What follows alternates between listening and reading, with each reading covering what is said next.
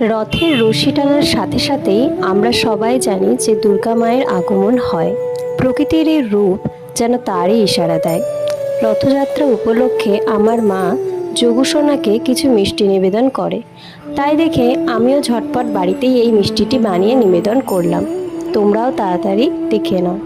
প্রথমে 1 গ্লাস পরিমাণ দুধ কিছুটা ফুটে গেলে দিয়ে দেব কিছুটা পরিমাণ গুঁড়ো দুধ এবং মিশ্রণটিকে ঘন ঘন নাড়তে হবে যাতে পুড়ে না যায় এবং মিশ্রণটি ভালোভাবে হয়। এরপর পরিমাণ মতো চিনি দিয়ে এটাকে খানিকক্ষণ ফুটিয়ে দিলে এই রকম ঘন মিশ্রণ হয়ে যাবে।